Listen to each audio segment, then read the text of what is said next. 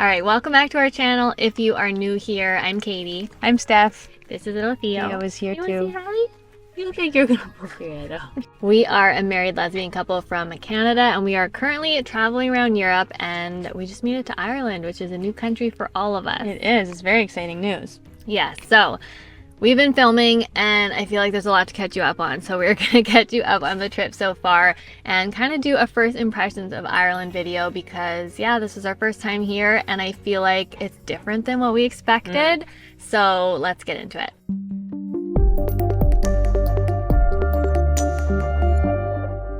So first things first, we had to get to Ireland. So we were in the UK, over in kind of the West Midlands area of England, and we hopped on a train, went over to Holyhead in Wales, and from there we took a fast ferry, which only took about 2 hours of actual sailing time to get over to Dublin.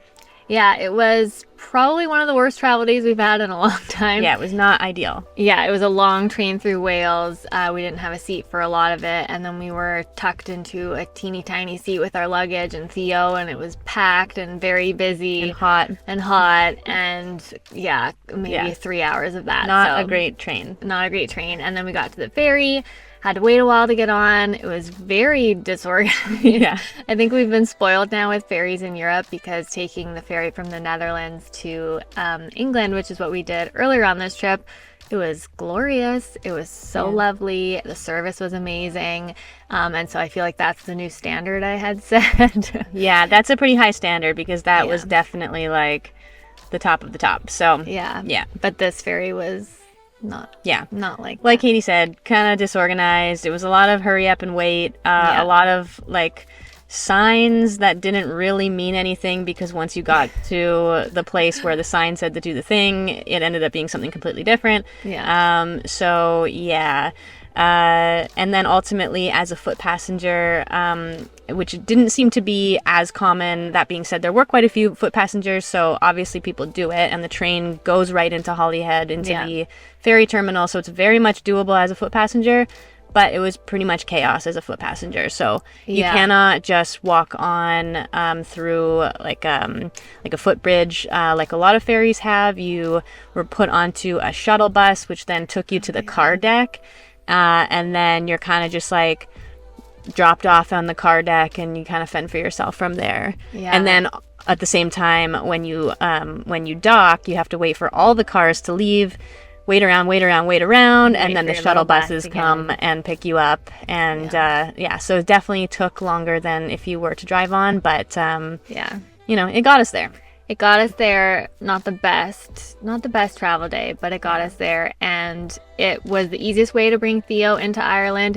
We did have to do another tapeworm treatment to go from the UK to Ireland because of Brexit. The regulations are different again. Now, post-Brexit, basically the European countries don't recognize the UK status anymore, but it does work the other way around. So if we went from Ireland to the UK, it would be fine, but not the other way around. So we had to do another tapeworm treatment, which set us back about $100 Canadian. But the irony of it all is that nobody checked. So that's kind of our least favorite thing, because we're happy to follow all the rules. Yeah, as everyone should. As everyone should, because it's all for a reason, and I understand that. But when nobody looks at it... Yeah, it's frustrating, because I even asked when we entered, I said, do you want to see his passport? And they said, he's okay. Yeah. So, anyways...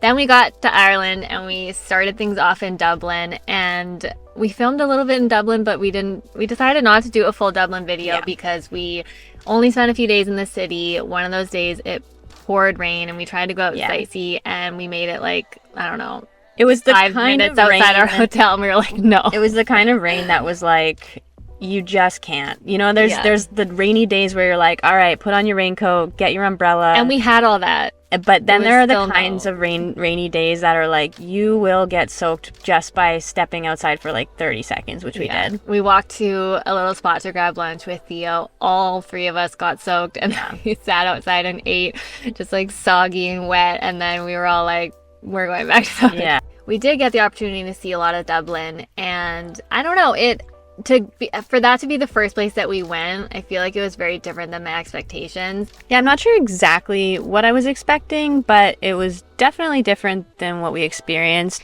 Yeah. The day we did most of our sightseeing was really, really nice. It was really sunny and beautiful. And, you know, Vancouver, it rains a lot, and like typically people can get pretty grumpy when it's raining, but when it's a nice day, it's usually like a totally different vibe in the city. So I kind of thought, oh, like maybe we had like a bit of a grumpy vibe the day before with the rain, but like, you know, sun's out, people are going to be like so happy.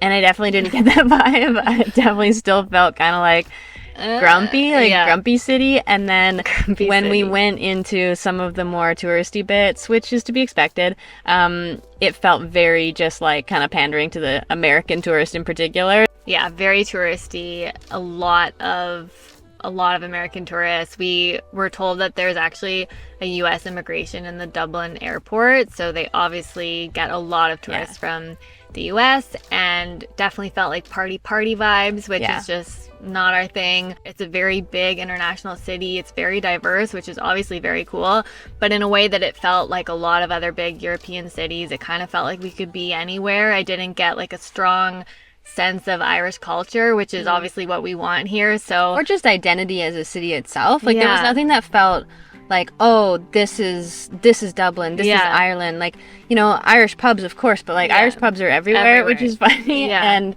it definitely felt like I think the city's really expanded post Brexit as well. A lot of European businesses have moved their headquarters and things to, or international businesses that are based in Europe have moved their headquarters to Dublin, because a lot of those have moved away from the UK for tax reasons and things like that. Yeah, there's a lot of development. There was a lot of construction. Yeah. So, I mean, this is just our impression. We were only there for a few days. Feel free to tell us in the comments, you know, if we're wrong, because...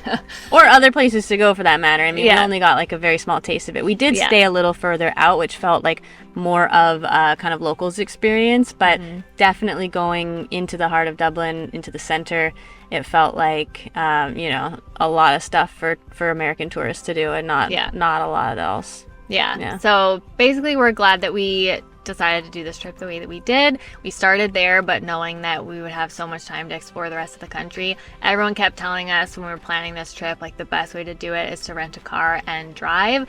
And so that's what we're doing. And we're going to cover so much ground and see so much and see like the real Ireland.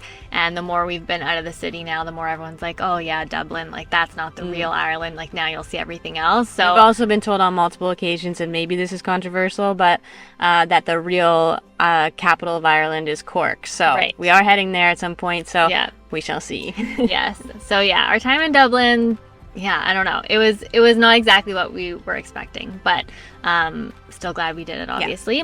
And then from there, we picked up our car and we drove out into the countryside. And the first spot we stayed was so adorable and so quaint and so cute. And it's really popular in Ireland to do farm stays. There's so much farmland. There are so many farms in Ireland. It's a huge industry here, and a lot of places will have like a little cottage on the property where you can stay. And so that's basically what we're doing all around the country. And the first spot was super cute, and our neighbors were horses and cows and chickens. And Theo loved it. Very friendly. Yeah, and it was just amazing. And as soon as we got there, we were like, yeah, this is what we wanted to do. So yeah.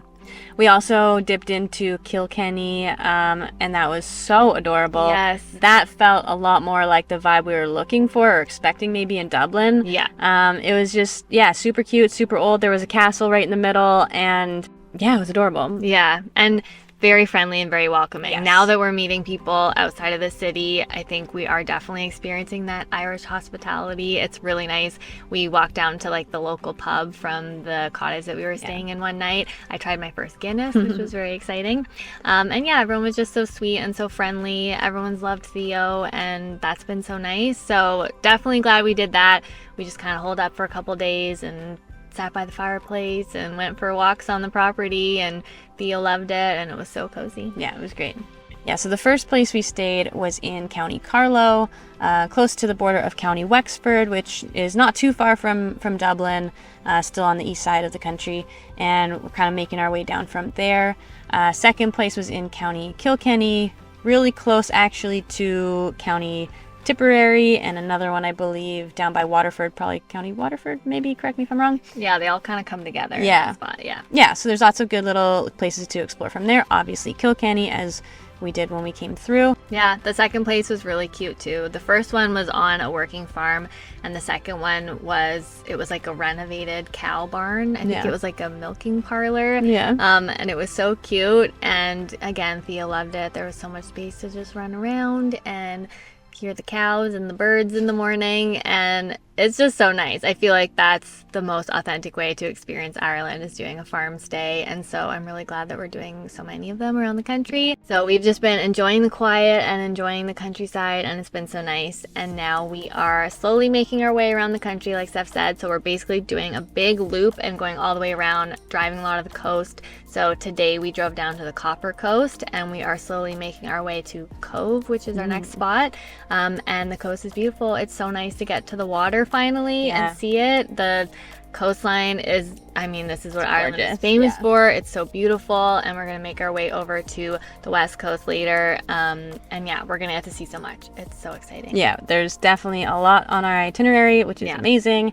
And a lot of it's going to be coast, which is also, incredible. So yeah, so we will show you this drive. It's absolutely beautiful. And then I'm sure we will have many Ireland videos from here. But we wanted to give you a bit of a first impressions, just because, like I said, it was different than what we thought. But obviously we're really enjoying it so far. It's such a fascinating, interesting place to be. Such an interesting history. We've been learning a lot about the history of Ireland, and we are going to Northern Ireland on this trip as well. Really interesting place to come. It's been on our list for a long time, so we're very happy to be here. Yeah, happy to be here and happy to have enough time to properly explore. Definitely. And it's your 50th country. It is my 50th which country. Is very exciting. And it's my first time driving on the left side of the road, on the right side of the car, and you're doing great. I feel pretty good about it, considering the fact that these roads can be very narrow.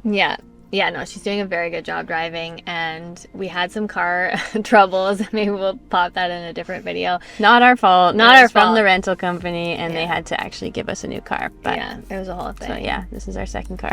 Yeah, but so far it's going well. So doing a good job driving. And everyone has said, like, yes, driving yourself around is absolutely the best way to do it. So we're very glad to be doing it. Definitely. Like that. Yeah. Okay, so we're gonna hit the road, literally, and keep driving, and we'll stop off at some viewpoints and show you the Copper Coast, which is beautiful so far, and then slowly make our way to the next spot where we will probably do a new video, I think.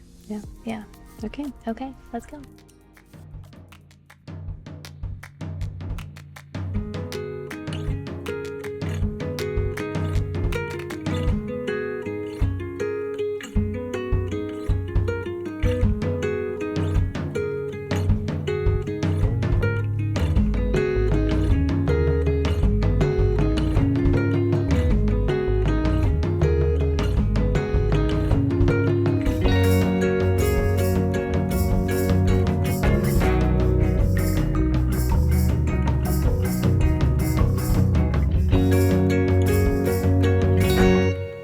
We've made it to our next spot, so that's going to be the end of this video, but oh my gosh, we've had such a good time so far. Driving the Copper Coast was absolutely beautiful. I'm really glad we did that. So beautiful. Yeah, I'm so glad we decided to get our own car and just be able to have the freedom to go into the little towns that we want to go into and go to the little spots that kind of pop up and get recommended along the way. Yeah, it's awesome. Yeah. And I feel like everything we've been hearing has been about like the west coast and the north coast of Ireland, but the south coast has a lot to offer. I'm really glad that we've taken the time to see so much of it. So yeah, highly recommend the Copper Coast area and everywhere else that we've been so far. We'll put everything in the description of where exactly we've been in this video, and we'll catch you next time. So stay tuned. Thanks for watching. Bye.